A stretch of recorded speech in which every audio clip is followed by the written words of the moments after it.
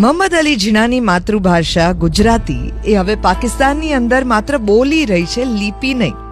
ફારસી કે ઉર્દુની અંદર એ લોકો ગુજરાતી લખે છે, પણ એ લોકો ગુજરાતી લખતા હવે જાણતા નથી.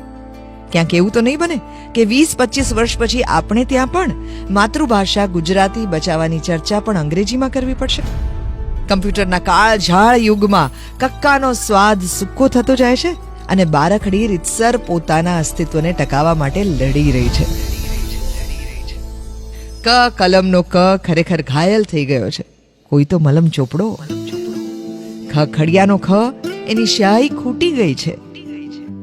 ગ ગણપતિને બદલે ગૂગલનો ગ ગોખાતો જાય છે. ઘ અમે બે અને અમારા એક ઉપરનો ઘરનો ઘ પૂર્ણ વિરામ પામી ગયો છે. ચ ચકલીનો ચ ખોવાઈ ગયો છે મોબાઈલના ટાવરોની વચ્ચે. છ છત્રીના છ ઉપર જ માતૃભાષાને પ્રેમ કરનારા લોકોનો વરસાદ ઓછો થઈ ગયો છે. જ જમરૂખનો જ જંક ફૂડમાં ફુગાઈ ગયેલા ખમણ જેવા બચ્ચાઓ જન્માવી રહ્યો છે.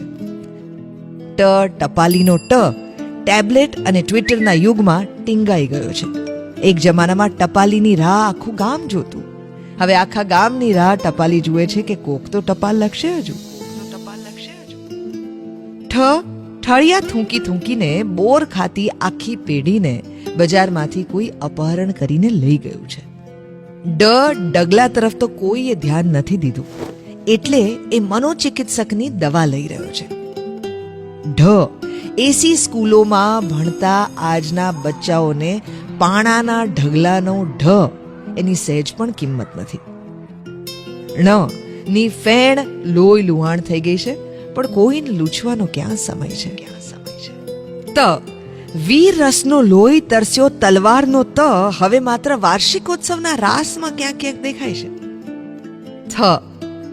થડનો થ હવે થપ્પામાં રીસાઈને સંતાઈ ગયો છે, કારણ કે એ સંતાનો થડ મૂકીને કલમની ડાળીએ ચોંટ્યા છે.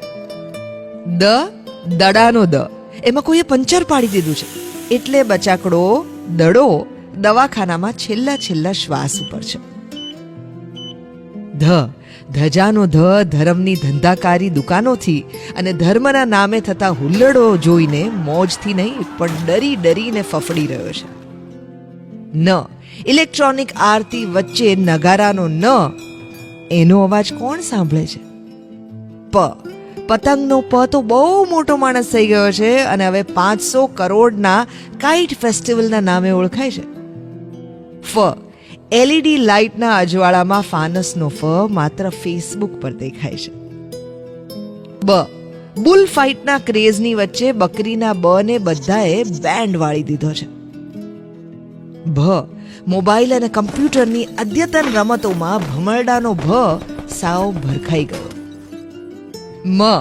મરચાનો મ હવે કેપ્સિકમ થઈ ગયો છે ને મોબાઈલના સ્ક્રીન સેવર પર ડોકાયા કરે છે.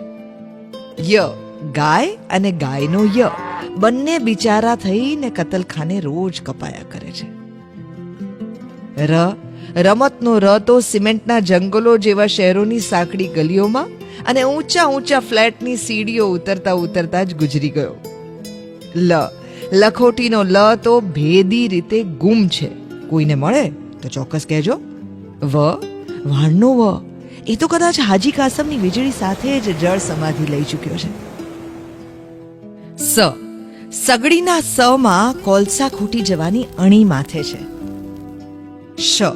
એટલે જ કદાચ શકોરાના શ ને નવી પેઢી પાસે માતૃભાષા બચાવવાની ભીખ માંગવી પડી રહી છે. ફાડિયાનો શ એ તો ભાષાવાદ, કોમવાદ અને પ્રદેશવાદના દ્રશ્યો જોઈ છાનો મૂનો આપઘાત કરી ચૂક્યો છે. હળનો હ તો વેચાઈ ગયો છે અને એની જમીન ઉપર મોટા મોંઘા મોલ ખડકાઈ ગયા છે. પહેલા તો એમ લાગતું કે જાણે કોઈનું નથી, પરંતુ હવે એમ લાગે છે કે જાણે આખી બારખડી જ કોઈની નથી, અનાથ થઈ ગઈ છે.